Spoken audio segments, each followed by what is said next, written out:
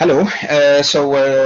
Let's start by basically an example about like one of the easiest Markov chains. It's a Markov chain with two states. So basically, each discrete random variable can take one of two values. These two values can be can be anything. So here in this example, I will just them to be 1 and 2, but they can be like 0 and 1 and so on and so forth. Okay, so our two states are 1 and 2. These are the possible values of the discrete random variables. And here is the TPM. Basically, with probability 1 minus alpha, the chain, given that it is in a state basically 1, it remains in a state 1. So this thing, when you see this element, it reads like the probability that x of n is equal to 1, given that x of n is x of n minus 1 is equal to 1. Okay, and this is equal to 1 minus alpha. This alpha here will be read that the probability that xn is equal to 2, given that xn minus 1 is equal to 1. So you start at 1, you make a transition to 2 in one step. This probability is equal to alpha, and so on and so forth. And this is basically the diagram representing the Markov chain.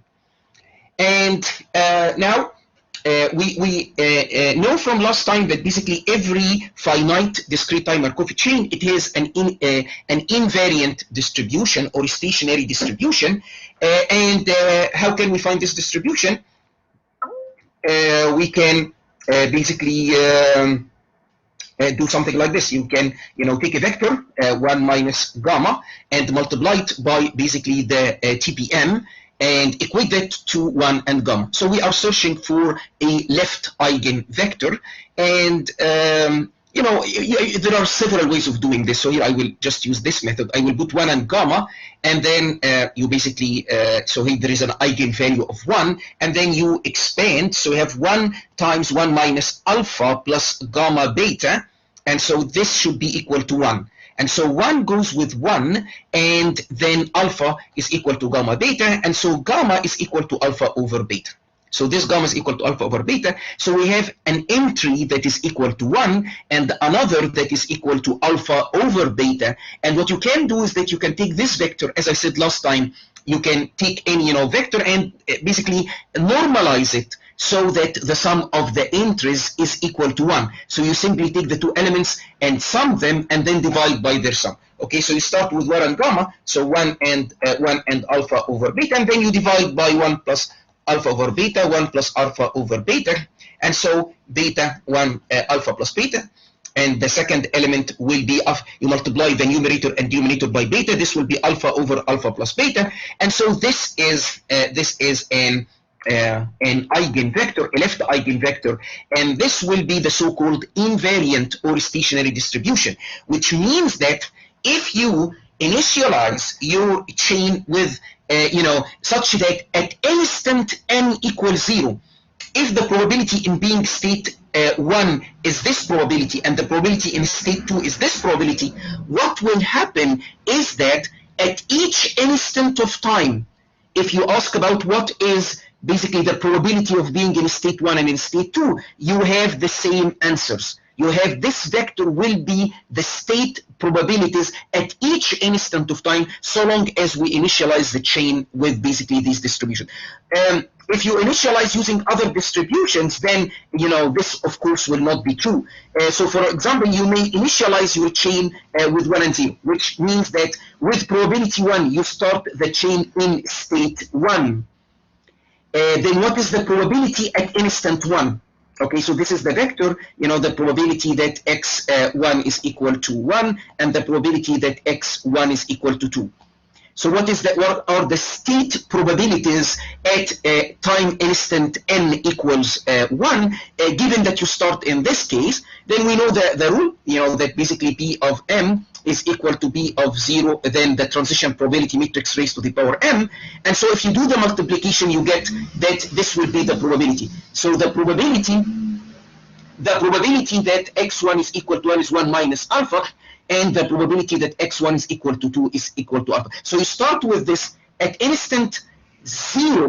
This is the probabilities. These are the probabilities at instant n equals 1. This is what we have.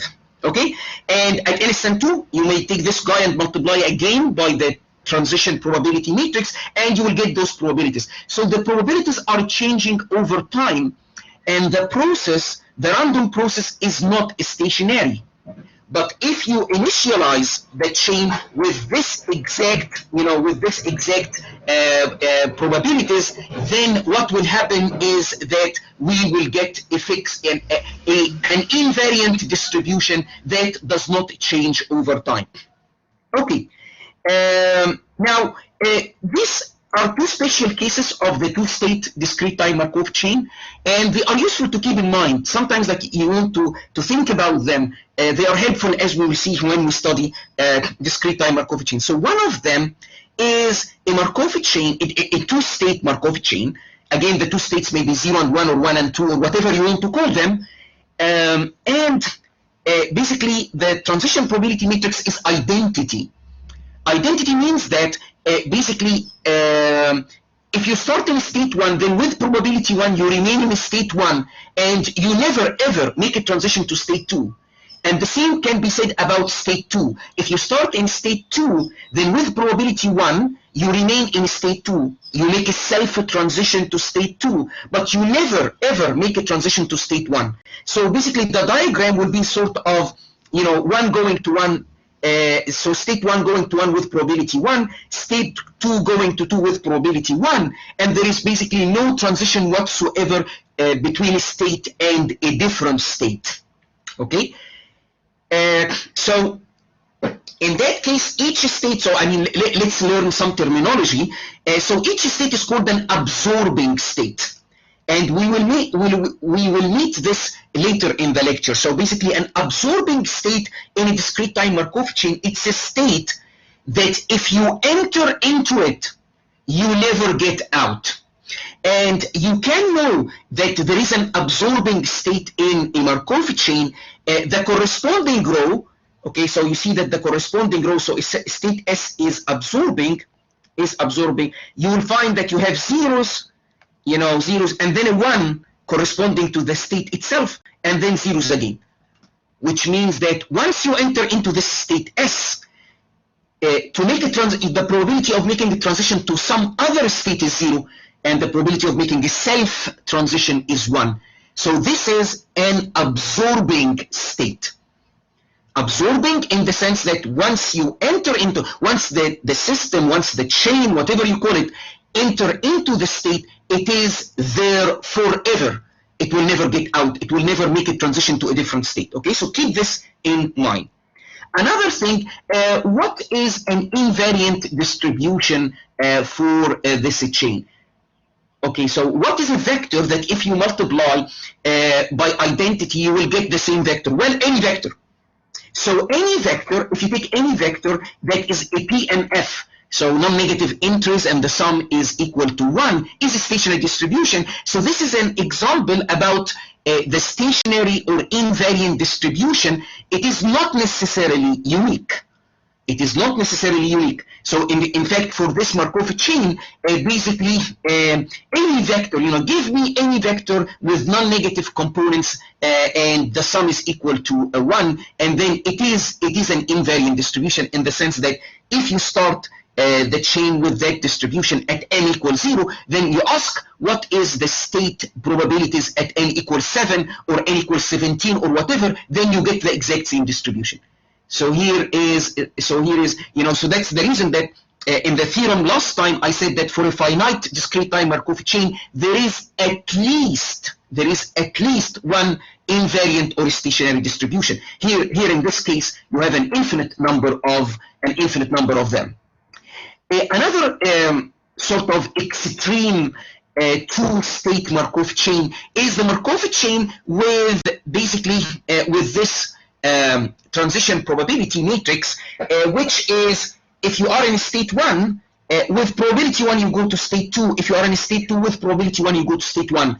So you keep, if you start in 1, it's 1, 2, 1, 2, 1, 2, 1, 2, 1, 2. If you start in state 2, it's 2, 1, 2, 1, 2, 1, 2, 1, and so on. So basically, the discrete time Markov chain will keep oscillating between basically these two states.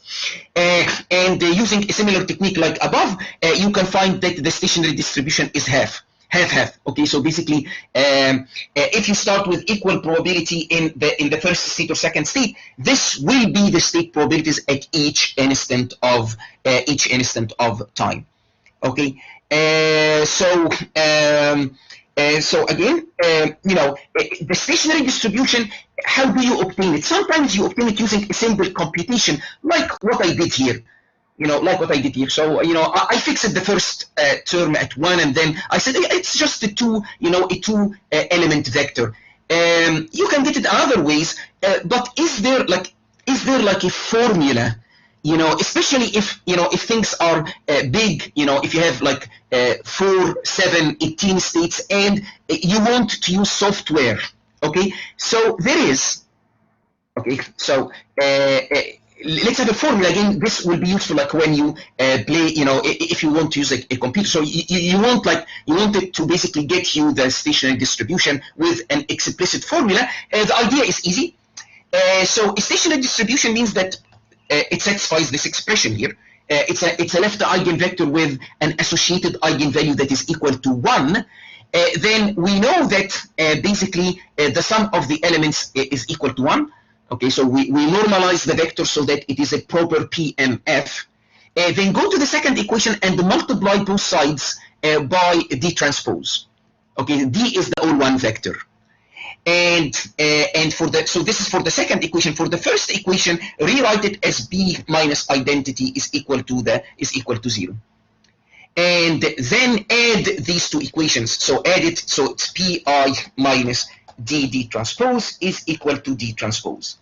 And then multiply both sides from the right by the inverse of this matrix here. Okay, so this is what we'll do. So you get bi is equal to, so that's an expression that given the transition probability matrix, it gives you the stationary distribution. It tells you exactly what is the stationary distribution. Okay, and of course the technicality is, I assumed that some matrix inverse exists. Is this true? What is a condition to basically guarantee that this is true, and so on? And so this will be a homework problem. Okay, so again, this is a formula that you can use directly in like MATLAB to compute the stationary distribution given a transition probability matrix. It is not like universally valid. You need to assume something, and so basically this will be a homework problem. Okay? Any questions?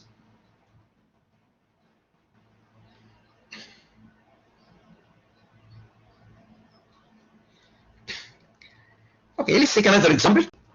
Consider a sequence of IID Bernoulli trials. So basically, trials, you can think of them as 0, 1, head, tail, success, failure, something like this. And the success probability is equal to alpha. And let xn denote the number of consecutive successes in a streak up to time alpha. So basically, you count the number of successes so long as they happen after one another. You basically increment your counter by 1, and then once you encounter a failure, you basically you make xn equal to 0. Okay, so basically the system I'm talking about here, let Dn be the outcome of the nth trial. So it is basically Bernoulli. It is 1 with probability alpha, and it is 0 with probability 1 minus alpha. So given xn, what should you do? So given xn, how can we know xn plus 1? Well, so xn is some number. It tells you the number of consecutive successes that you have so far.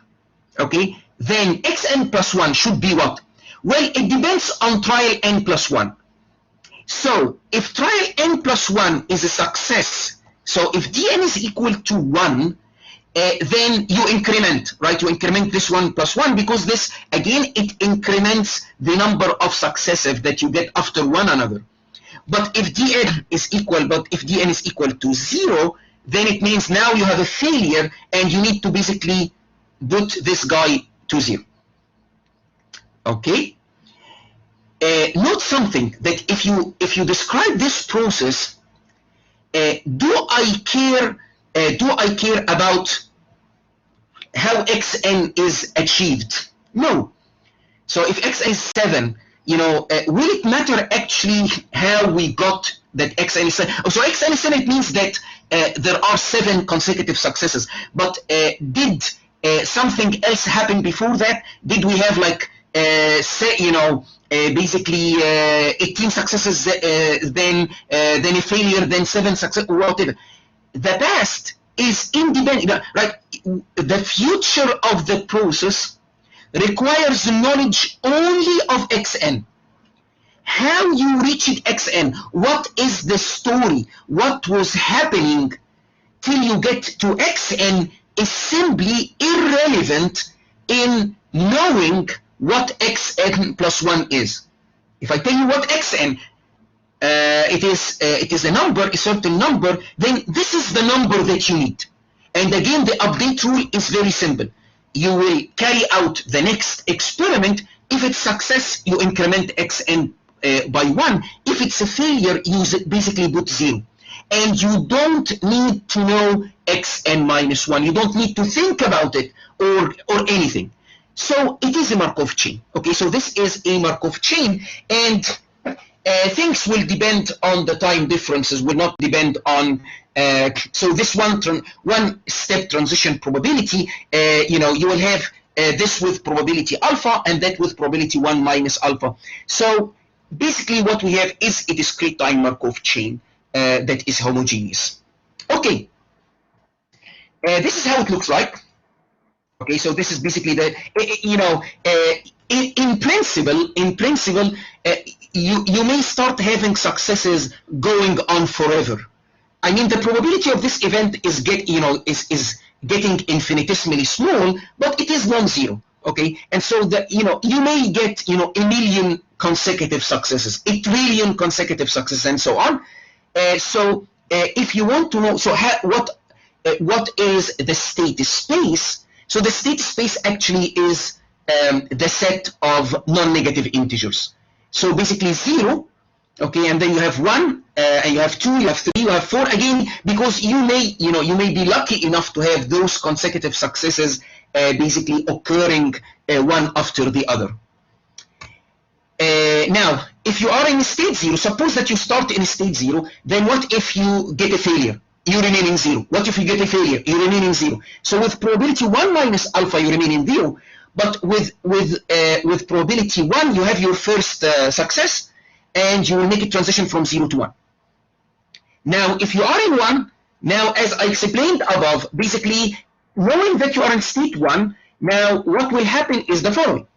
The next trial will be a success, and this will happen with probability alpha, and you go from 1 to 2, or the next trial is a failure, and then you go back to 0, and so on and so forth. So basically, from state J, you go to J plus 1 with probability alpha, okay, but then with probability 1 minus alpha, you go all the way back to 0. Again, it's because how the process is defined. It is a counter of consecutive success. So once a failure occurs, you recount, you reset your counter, and you start counting from the beginning. Okay, and so this is the diagram. Okay, and you need like to know how to draw something like this, and this is the corresponding TPM. So the first row is corresponds to state 0, to state 1, to state 2, and so on. 0, 1, 2, and so on. And in each row, basically there are 2 possible transitions. Right? So basically, you go to state 0 with probability 1 minus alpha, and this is always true. Now, if there is a success, then you go from J to J plus 1. And so every row will basically be a row of zeros except 2 entries. The entry in the first or in the leftmost column, this will be 1 minus alpha, indicating that you go back to state 0 if you have a failure. But if you have a success, you go from J to J plus 1. Okay, so this is basically, so it's an infinite, so this is a counter, this is in contrast with the previous slide. The previous slide, it was a 2-state Markov chain. It's a finite example. Now we have an infinite example. an infinite number of states because our x of n can be anything. It keeps actually increasing over. It keeps the possibility for xn will keep increasing over time. Okay, and the question now is there a stationary distribution? So now you cannot just say, oh, there is a stationary distribution, because our theorem from the previous lecture does not apply, because it's not a finite discrete time Markov chain. Okay, and so basically the problem, sort of the question itself, like gives a hint that there is a stationary distribution, but like this alpha should be like strictly less than 1. And think about it. What does it mean? What does it mean that alpha is equal to 1? What does it mean that alpha is equal to 1? If alpha is 1, this means that you are guaranteed to succeed in each trial. So what will happen to your counter? It keeps increasing by 1, right? So if alpha is 1, you start 0, 1, 2, 3, 4, 5, 6, 7, 8. And so basically, there is no invariant distribution. Basically, at each time step, so at time instant m, the probability of being in state m will be 1, and the probability of being in any other state will be 0. And so this is something that depends on the time instant. Again, at state 0 you'll be in 0. At state 1 you will be in 1. At state 2 you'll be in 2. At state 3 you'll be in 3, and so on. So definitely you can understand that if alpha is exactly equal to 1, which means that you have a guaranteed success, then there is no stationary distribution, because basically the distribution, the PMF, will be a singleton. You will have basically a random variable that takes one specific value at each instant of time. At instant m, it will be the Markov chain will be m with probability 1, and any other state will have a probability 0. So alpha less than 1. Well, if alpha less than 1, then basically you will have those, a counter will increase, but then every now and then you will have a failure, and you will sort of reset. You will go back to 0. So this may give a hope that there is actually a stationary distribution. So the things to note here: first, to distinguish between the finite case in which a stationary or invariant distribution is guaranteed to exist by the Farkas lemma, as we showed last time, and the second thing is that it is not like a yes/no question. Perhaps for infinite Markov chains, perhaps if some parameter is in a certain range of values, we have a stationary distribution. Otherwise, we don't have it. Okay, so you basically try to obtain the stationary distribution by saying, let me try my luck. Let me try to solve this one, to solve this expression, this eigen equation. Pi p is equal to pi. Let me try it. Okay. The annoying thing here is that basically the vector is infinite dimensional and the matrix is infinite dimensional. So let's try it. So the first thing will be the following. Every guy here will be multiplied by 1 minus alpha. Okay. And so this is the left-hand side. Now, those guys, if there is a stationary distribution, then those guys, their sum is equal to 1. And so the left-hand side is 1 minus alpha. What do we have on the right-hand side? We have this guy, which is by 0. So by 0 is 1 minus alpha. Okay. Now take this and multiply by the second column. So by 0, by 1, by 2. Okay, now we have the second column. So the second column is alpha and then zeros. So now if you do this multiplication, you get alpha by 0. Alpha by 0, which is this one. And from the right, it should be equal to pi 1. But we know that by 0 is equal to 1 minus alpha. So by 1 is equal to alpha, 1 minus alpha, and so on and so forth. So basically we have a geometric distribution. Okay. So basically, if alpha is equal, if alpha is strictly less than 1, then this thing, this thing converges, right? So basically, with alpha less than 1, the summation n from 0 to infinity of alpha n 1 minus alpha. So this will be 1 minus alpha. And if alpha is less than 1, we have a geometric series, and this will be 1 over 1 minus alpha. So that's 1. That's great.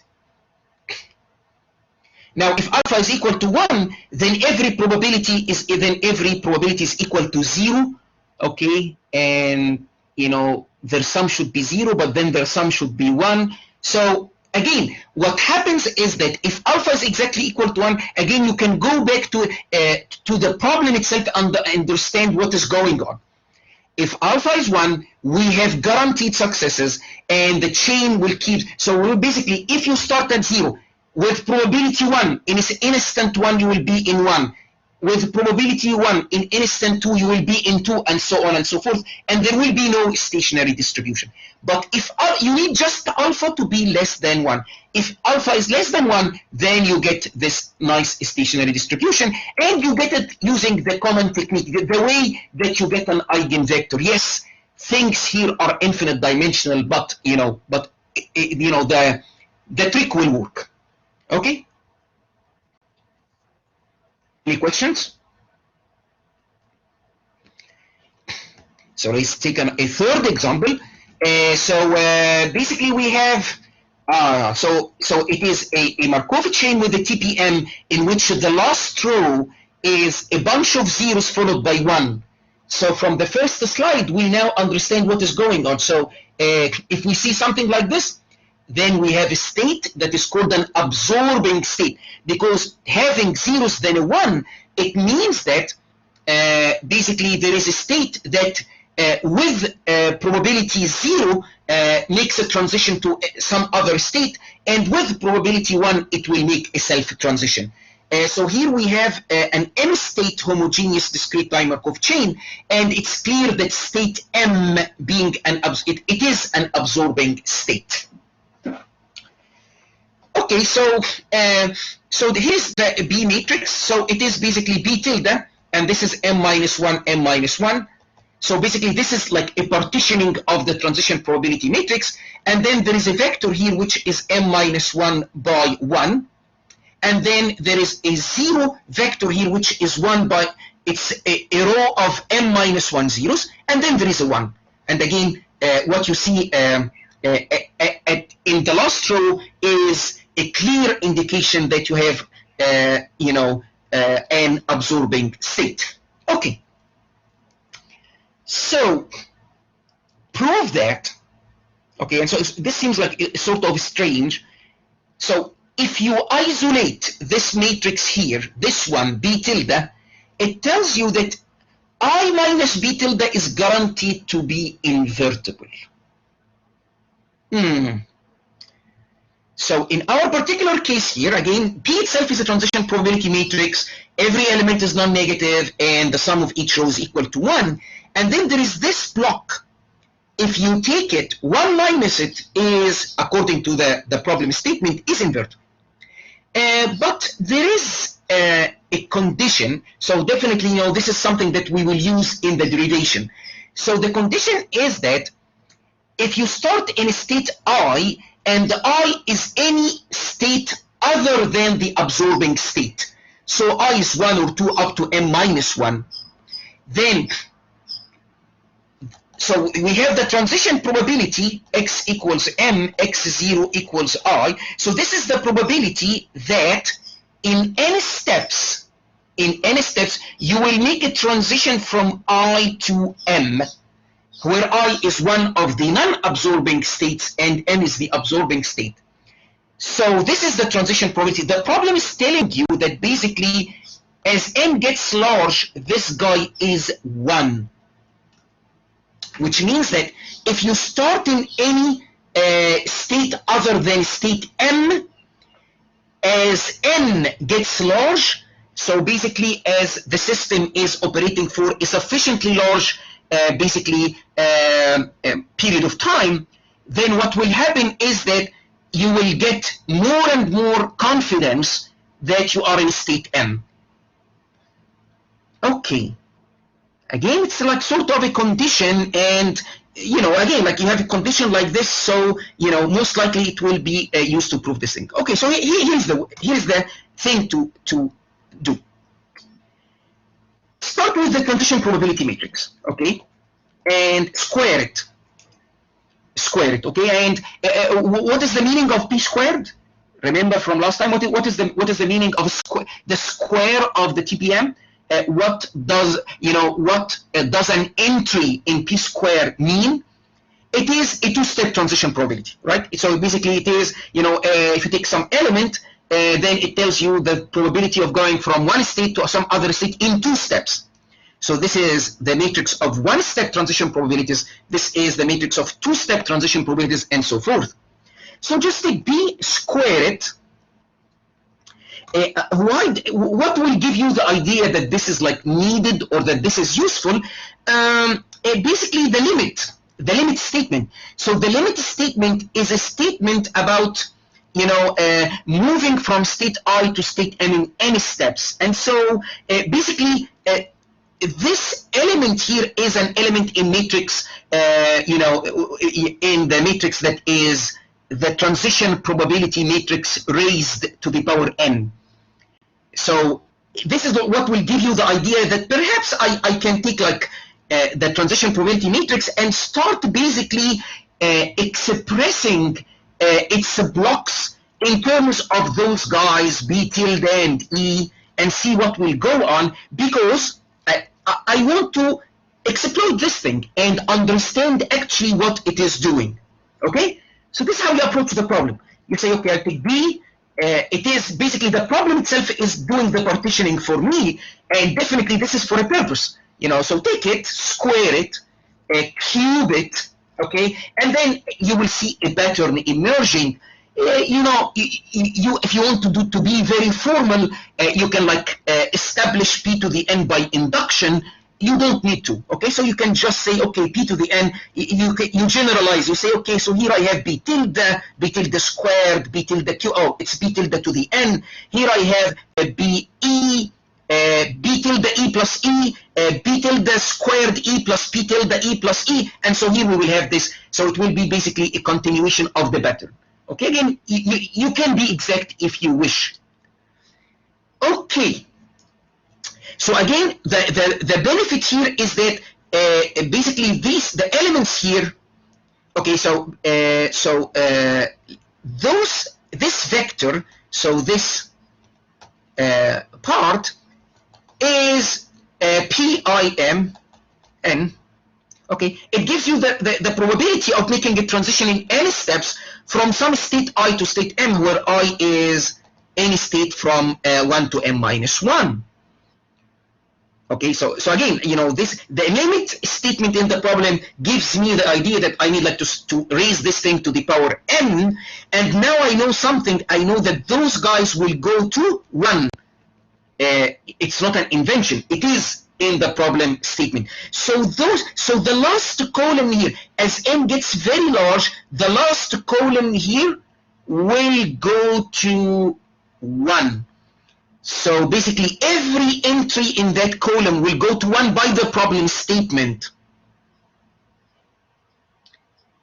But we are talking about a p to the n, which is a transition probability matrix. I think you will do it in homework 11. You will show that if you have a Markov matrix or a stochastic matrix, if you raise it to any power, it is still a stochastic matrix. If you multiply 2 stochastic matrices, you will get a stochastic matrix. Okay, so a matrix that is non-negative, the sum of whose rows is unity. Well, again, it is like, this is like a closed set.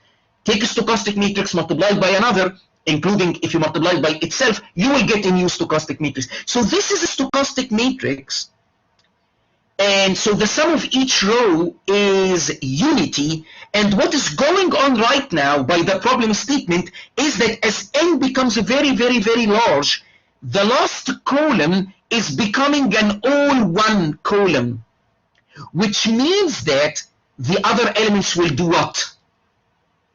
So the sum, those are non-negative, and their sum is 1, and the last element in each row, exactly, so those guys are shrinking, okay, they are going to 0. So this will be the conclusion.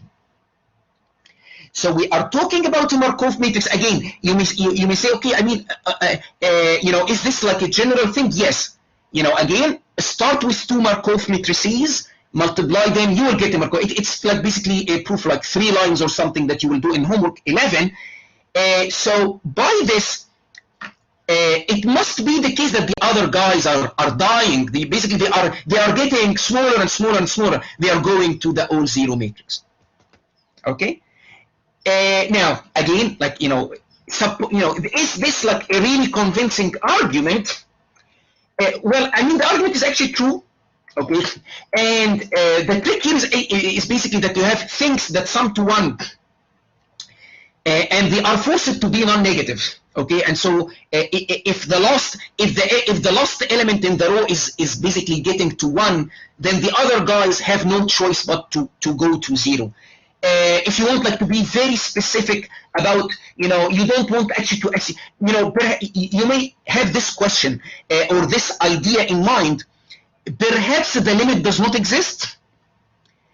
So perhaps the last element in the row is going to 1, but the other guys are not going, you know, they are sequences that are not actually going to any particular limit.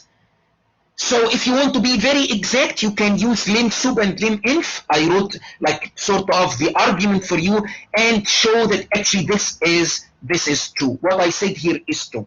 You can show, you know, so you may actually assume that, you know, that the limits of the elements here in b tilde of n, actually we don't even know whether they exist or not.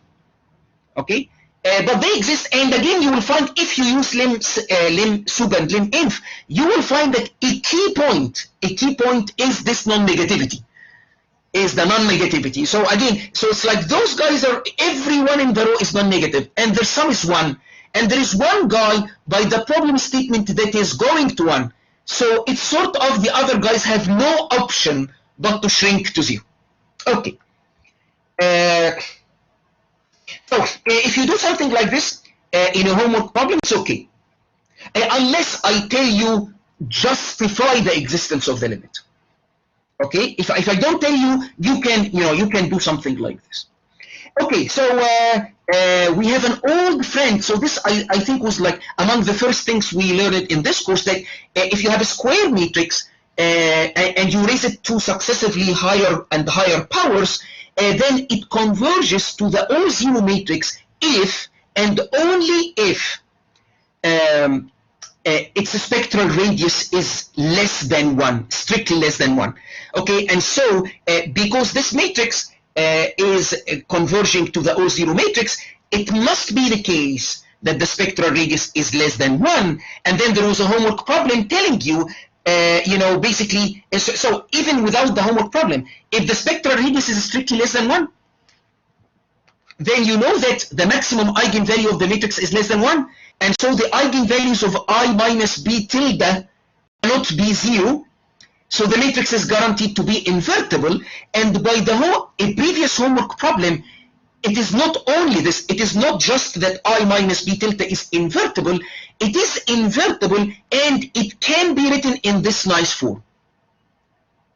Okay, so you can write it as a series. So it becomes, you know, the matrix when it's row of 1, you know, remember this, you know, thing that you know from high school, that, you know, 1 plus alpha squared and so on, if magnitude alpha is less than 1. So, you know, it turns out that this thing is true for matrices so long as the spectral radius is strictly less than 1. And so in our case here, not just this matrix is invertible, actually we showed that it is invertible by showing that the spectral radius is strictly less than 1, which means that we can do this representation.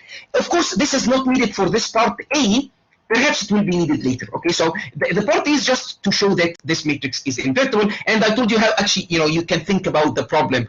Of course, there are givens, and you need like to basically match your stuff to make use, to exploit the information given. Okay, now we will define a column vector, okay, and each element, it is basically a vector of dimension m minus 1. So what is this? What is the story of this vector? what are its elements? Each element is the probability of being absorbed into state M after exactly n steps starting from state I. So there is an absorbing state, and by this limit statement, sooner or later, you will basically, you will make a transition from, you start in some state I, sooner or later you will go and visit state M, and once you enter into state M, you are stuck there forever. So now you ask yourself, what is the probability that in 5 steps, for example, in 5 steps, I will make a transition from state 1 to state M, which is the absorbing state. So what is the probability of making a transition from I to M in a specific number of steps, say n steps? So those probabilities, for n steps will be recorded in a vector, which is this vector. So the problem asks you to obtain this vector in terms of this sub-matrix, which is B tilde. Okay. What is basically this probability? Okay. So here I'm writing this probability. Alpha I of M. Okay, so this is by how it is described in the problem statement. It is the following. You start in state I. It's one of those states from 1 to big M minus 1. Given that you start in state I, you reach state big M after n steps. However, note that state big M is an absorbing state. So if you enter into it earlier, okay, you are stuck. You want to know the probability of exactly reaching M in n steps. So it must be the case that x1 is not M, x2 is not M, x3 is not M, and the first time you hit M is x at instant M. Again, you are studying the probability of being absorbed after exactly n steps. So this implies the following. This implies that before time instant n, you are never in state big M, which is an absorbing state. Once you are there forever. Okay? So basically, the first step here is that you take this probability and you write it in terms of the states at the various time instants. And of course, you try to make sure that your description is accurate. Okay. The first step is that I eliminated everything except this one here, and the reason is that state M is an absorbing state. If I tell you that at instant n minus 1 I am not in the absorbing state, then you are sure that at previous time instants I also was not in the absorbing state. Okay? So this is basically going from this line to that line. Okay, and then you do what? What is the probability of not being in M? Well, not being in M means that you are in some other state. So we can put x of n minus 1 is equal to j, and then you put j from 1 to m minus 1. Okay, so this event that you are not M, it can be that you are 1 or 2 or 3 up to m minus 1. And then you apply the chain rule. You say that basically this joint probability is the probability of xn equal to m given these two guys times the probability of xn minus 1 is equal to j given x0 is equal to I. Then look here, you have x of n, you have x of n minus 1, you have x of 0. By the Markov property, you can eliminate this guy here. Okay, and so basically those two probabilities, I moved this one here and that one there. Okay, now what is this probability? So this is from I to j in n minus 1 steps, right? This is from I to j in n minus 1 steps. Okay, which is the entry ij in the B tilde matrix, right? So the B tilde matrix, in the original matrix, it tells you the transition probabilities between the states that are not absorbing. And, basically, when you raise the transition probability matrix to the nth power, okay, you get this form here. Okay, so let me copy it down.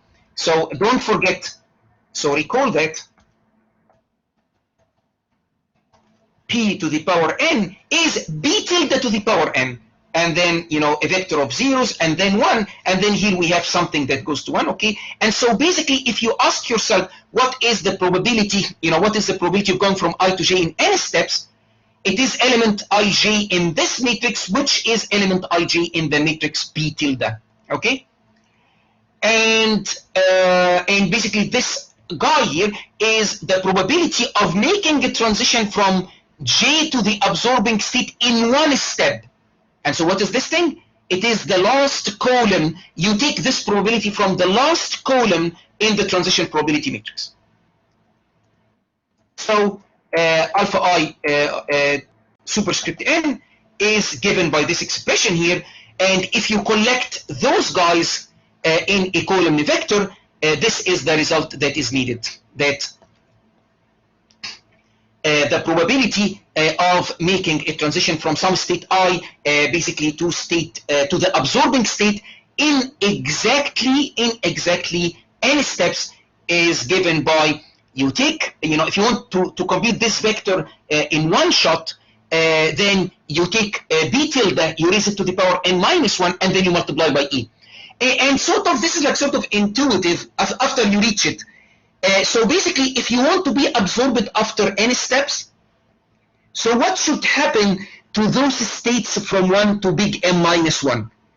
They should basically make transitions among themselves for n minus 1 steps, and then after n minus 1 steps, there should be a transition from one of them to basically the absorbing state M.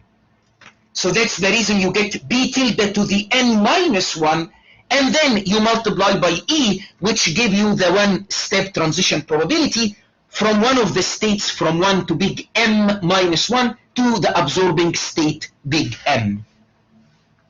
And so that's basically the requirement. Okay, another question is, it's basically regarding another vector. So in part B, we are talking about the probability of making the transition into the absorbing state in exactly n steps. Now we are talking about another vector whose components is the average number of steps. The average number of steps that are needed so that starting from I, you get absorbed. Now, we have basically from part B, we have the probability of being absorbed in n steps. So we can use this probability to compute the average. Okay, so this is one way to go. And these are the two lines here. So basically, compute the average of whatever you get in the third part. But here's another way, sort of recursive, that is very useful. And when you solve the homework, you'll find that it is basically something that is makes life easy, and it is also conceptually sort of not difficult.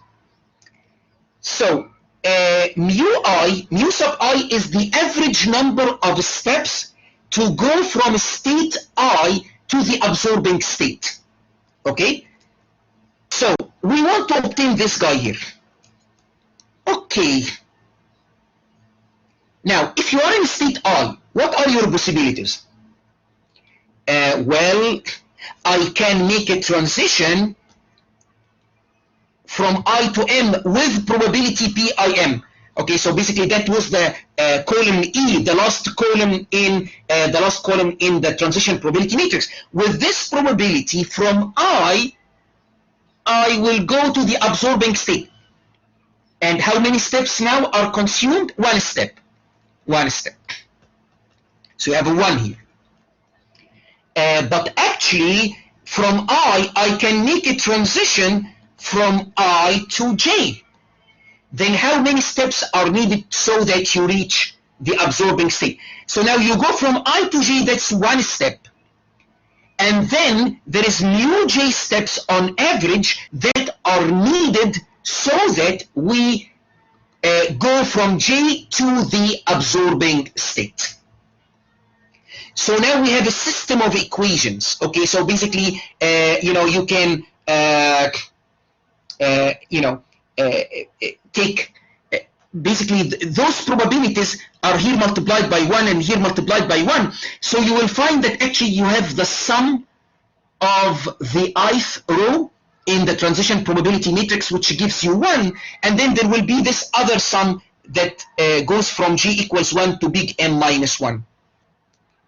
And this other sum can be written in the matrix form B tilde mu.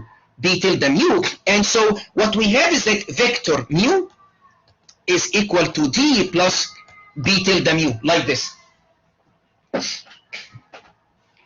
Okay. And now our objective is to obtain vector mu. And so move this to the other side. So I minus B tilde mu is equal to the all one vector. And so multiplying from the left by the inverse of this matrix, I have this. Okay? And now you understand actually what the problem was trying to say in the, this mathematical result at the beginning, which is sort of, why is this thing? So that you are justified in writing down something like this. Because like if you are solving this system of equations and then you reach this step here, you will say, well, perhaps I minus B tilde is not invertible. Perhaps it is not invertible, and and perhaps my system, like perhaps no solution, or what is going on, right? So basically, the first part of the problem is assuring you, don't worry. Basically, this matrix is guaranteed to be invertible, and so yes, there is a unique solution to your system of equations, and yes, this is the formula for mu. But note something. To prove the invertibility, basically, we needed to have this condition here. Okay, we needed to have this, that almost surely from a non-absorbing state, the absorbing state can be reached. Okay, and then in the lectures and in the homework, you will see like you can have a Markov chain with 2 absorbing states.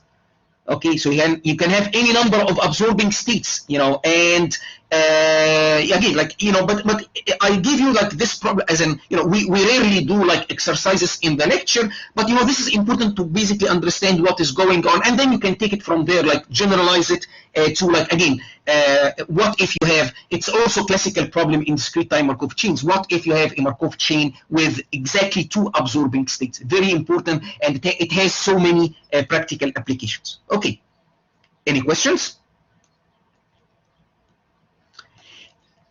Okay, so let's introduce those nice guys, nice probabilities. So far we talked about the transition probabilities. Those guys, the probability of going from state I to state J, which I mean, this is a shorthand of saying that given that xk is equal to I, then the state at instant k plus n is equal to J, and of course the assumption is that we always have a homogeneous discrete time Markov chain. So that's the B probability. Okay, note that probability that so this is k and this is n. Probability that x of kn k plus m and m is from 1 to n minus 1 is equal to J, given that xk is equal to I, that this probability here is is not necessarily 0 or something.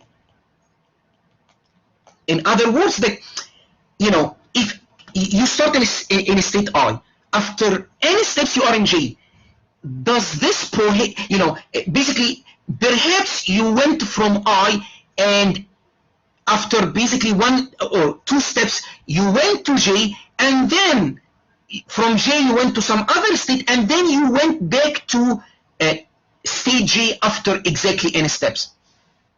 Okay, so basically if you see the sequence of states between I and J, perhaps J will appear in that sequence. Okay, so it turns out that it is important in the context of Markov chains to study the probability of the event of going from I to J in any steps, but this time forcing the condition that we never visit state J between the two-time instance k and k plus n. So this is called the first passage or first entry probability. So here, this is the F probability, Fij superscript n. Here xk is equal to I.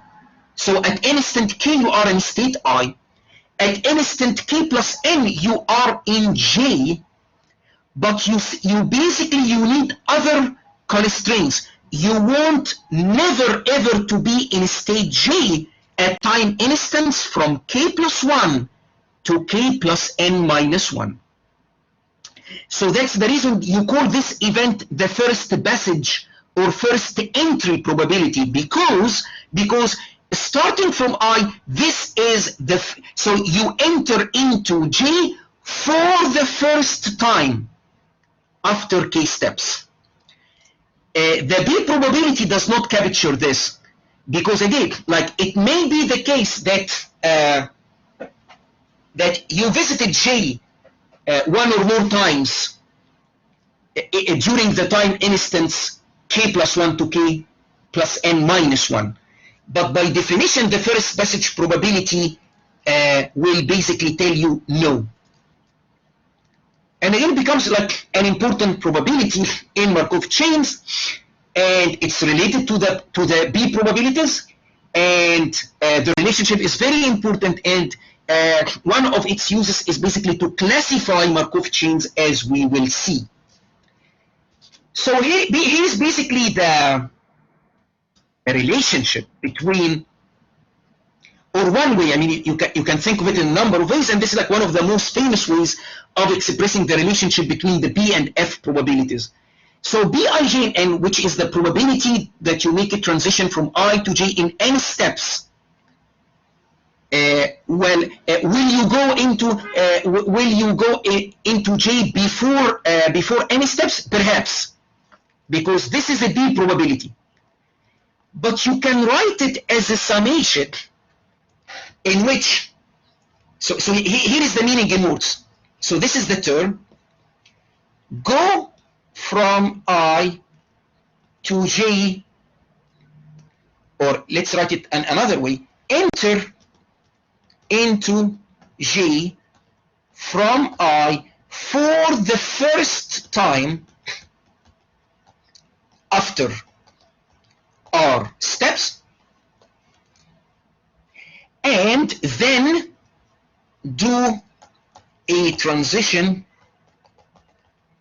from J to J in n minus R steps. And by the law of total probability, you sum R from 1 to n. So again, like if you go from I to J, perhaps you go from I to J in n steps, and basically you enter into J for the first time after n steps. So this is one possibility.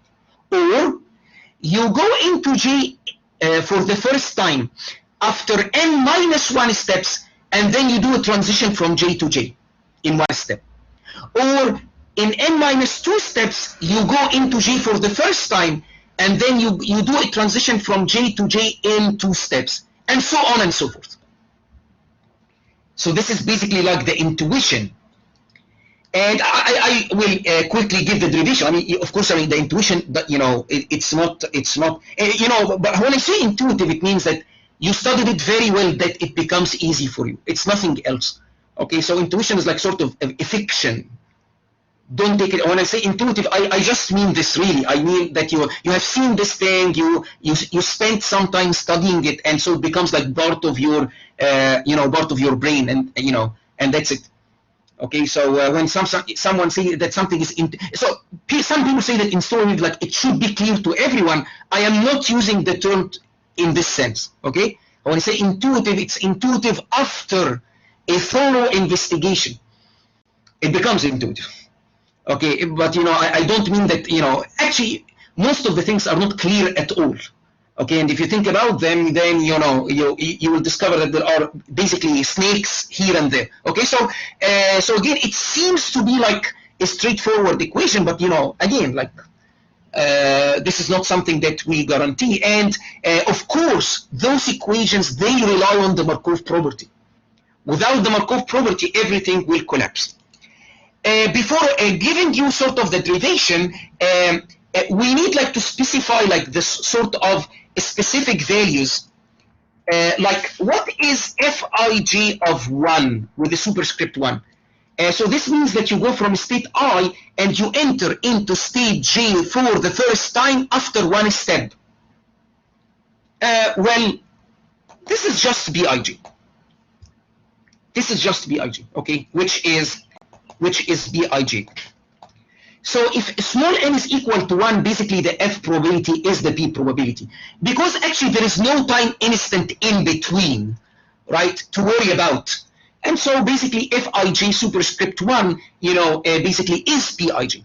Now what about 0? By definition,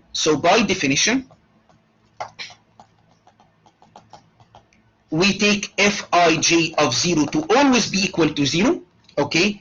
And Pij of 0 to be either 0 if I is not equal to j, and 1 if I is equal to j.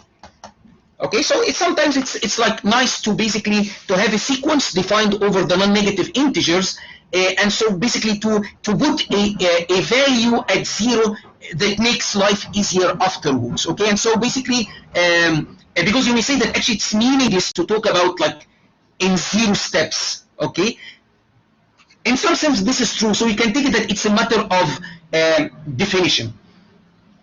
So I will take Fij of 0 to be 0 always, and I will take Bij of 0 to be 0 if I is not equal to j, and 1 if basically I is equal to j.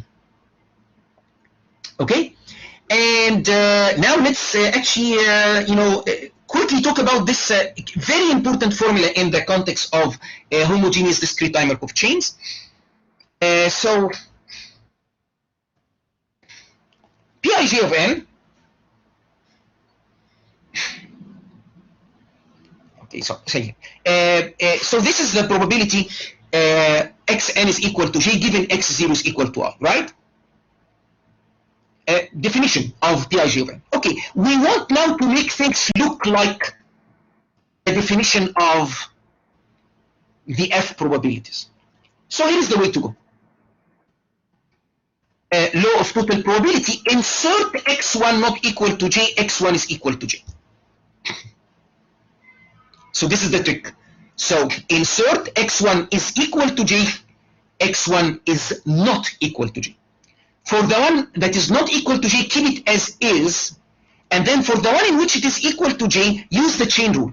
So this thing here is the probability that xn is equal to j, given x1 is equal to j and x0 is equal to I, times the probability that x1 is equal to j, given x0 is equal to I. Now let's look at these two probabilities. For the first one, by the Markov property, we have n, we have 1, we have 0, we can eliminate this guy, and so we have the probability xn equals j, x1 is equal to j. And so what is this thing? This is the P probability that in n-1 steps, you make a transition from j to j. And what is this other probability?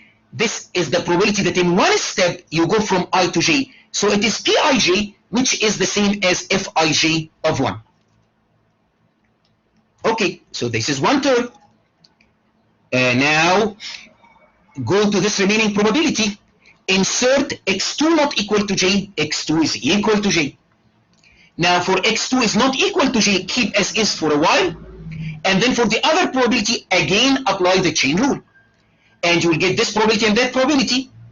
In this one, you have n here, you have 2, you have 1, you have 0. And so by the Markov property, you can eliminate these two guys. And now you have the transition probability from j to j in n minus 2 steps. And the other probability, it's the probability that at x0, given that at x0 you are in I, then at x1 you are not in j, and then x2 you are in j. So that's the first passage probability from I to j in 2 steps. That's exactly Fij of 2, in which like you start in I, given that you start in I, in 2 steps you end up in j, and in the intermediate step at at time instant 1 you are not in j. So this is exactly Fij of 2. So we have these two terms, and then you continue, and you will get this summation. You get this summation here. Okay, and any questions?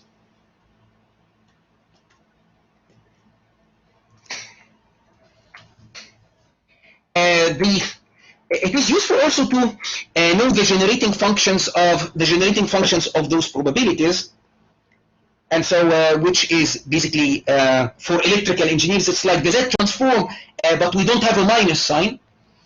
Okay, so Pij of Z is defined. We take the sequence Pij of n and multiply by Z to the n, and do the same for Fij. And basically, if magnitude of Z, so Z can generally be taken as a complex number, and if the magnitude of Z is strictly less than 1, then these series basically are guaranteed to converge. Now, what we want to do is basically to apply the probability generating function, which is sort of like the Z transform. We want to apply to this equation that we obtained on the previous slide. Okay, so one way of doing things is basically to recognize that we have something like convolution. And the result of convolution, if basically you apply something like the probability generating function or the Z transform, it will become a product. Or you can basically ignore the fact that there is a discrete time convolution in front of you and basically do things from scratch. Okay, so I will leave the steps for you, and then you can show this result here. Basically, Bij of Z, again, this guy is summation Bij of n from 0 to infinity Z to the power n. It is equal to Bij of 0, which is the thing that we said that we will basically make this guy, so this guy is either 1 or 0. It's 1 if I is equal to j, and it's 0 otherwise, plus the product of Fij of Z, Bjj of Z. Okay, so this one is the summation n from 0 to infinity Fij of n Z to the power n, and this last one is a summation that looks like this one, but involving the probabilities Jj. Okay, so this is if you take the probability generating function. Okay, and so if you fix I equal to j, okay, on both sides, then now you can take this first term and put it equal to 1. And if you put it equal to 1, then you get that Pii of Z is equal to 1 plus Fii of Z, Bii of Z, and you can rearrange the terms by moving these to the other side, and you can write that Pii of Z is 1 over 1 minus Fii of Z. Okay, now if I is not equal to j, then what will happen to this expression? Bij of Z is, so if I is not equal to j, then this is equal to 0, and we have Fij of Z, Bjj of Z. Okay, so let me write slowly again, because like the I looks like the j, and so Pi of j of Z. So here I is not equal to j, the first term will be 0, and now you have I and j to z, and then b, j, j of z. Okay, and again, this is just a re-expression of this main, main formula that will be useful as we will see. Just as a comment again, because some problems actually you will solve them using MATLAB or Mathematica. Basically, how can we obtain this, the probability generating function, like in MATLAB, because sometimes it's useful. So the idea is that, if you choose a z, and this z is less than 1, then if you multiply z by p, then the spectral radius of z times p will be less than 1, right? So again, remember that basically the spectral radius of b is equal to 1, okay, and then the spectral radius of zb is basically, if you multiply z by a complex number z, generally this will be magnitude z. And if magnitude z is less than 1, then this matrix becomes invertible, and not just invertible. By the old homework problem, we can write down this inverse as a series. And look at this thing. What is this thing? It's probability generating functions. So each component in this matrix here will give you one of the probability generating functions. I mean, they are indexed by ij, so this will give you bij of z. Bij of z. Okay, so this is like in MATLAB. To get the probability generating function, what you can do is that you give the transition probability matrix. You define z as a complex random variable generally, and you take the inverse of I minus zb. Again, for magnitude z less than 1, this is guaranteed to exist as a series, and basically the output matrix will be a matrix containing b11 of z, b12 of z, b13 of z, b21 of z, b22 of z, and so on and so forth. Okay? Now, suppose that you want to take one, suppose that you have the function of z. How do you get the original probabilities? Okay, so there are methods of obtaining the sequence of probabilities from the generating function. Perhaps you have seen those in 241 or in a previous course. But one method is like to use software, and basically because the probability generating function looks like a z transform, you can use the MATLAB instruction inverse z transform to basically obtain the probabilities. The only thing is that you take the probability generating function generated here, you replace that by z minus 1. Again, it's because of this annoying thing that the probability generating function, it is z to power a non-negative integer, but for causal signals, if you are doing electrical engineering or signals and systems, basically it will be to the minus 1. So you can use this to basically generate, so, and there is the instruction iz trans of w. Okay, so you can use the inverse z transform so that you can obtain the probabilities. Or you can do it by hand if it's like, if it's a hobby, if you like it, if it makes you happy or something like this. Again, I will not discuss the details of how to get the basically the sequence of probabilities from the probability generator. Most likely, if you find the problem, then either it is something that is easy, very straightforward, or it is designed basically to be implemented using MATLAB. Any questions?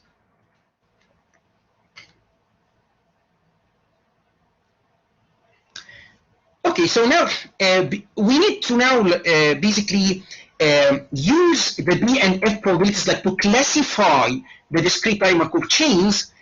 And before doing that, we need something called the Abel's limit theorem. Okay, so this is the Abel's limit theorem, which tells you the following. It comes with two versions, A1 and A2. So suppose that you have a sequence, and this is its generating function. And suppose that, again, once, if your sequence is bounded, then basically you are guaranteed for a magnitude of z less than 1 to have convergence. But the problem is this. you know, the problem is that like you want this guy to be less than, but what if you want to replace z by 1? So you are flirting with danger. You want basically to experiment with z equal 1, which may be a value for which this sum converges or not. Okay, so that's the issue, you know, that not every probability generating function, you know, so it is guaranteed for magnitude z less than 1. Is it guaranteed for z equals 1? Perhaps, perhaps not. We don't know. So if we don't know, then perhaps it is like a better idea is to approach z equals 1. So just to use a limit, okay? And so now, are we justified? What will happen actually when we take the limit as z goes into 1 from the left? So from values of z that are less than 1. Okay, so Abel's limit theorem tells you two things. The first one is, if this summation is equal to L, where L is a finite number. Okay, so in other words, if you take this summation here, and if you put z equals 1, actually you get a finite number indeed. So this is a convergent series.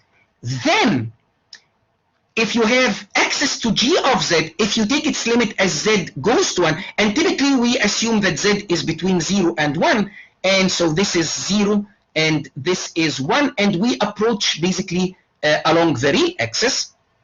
Then if you take the limit as z goes to 1 of g of z, it will be equal to L.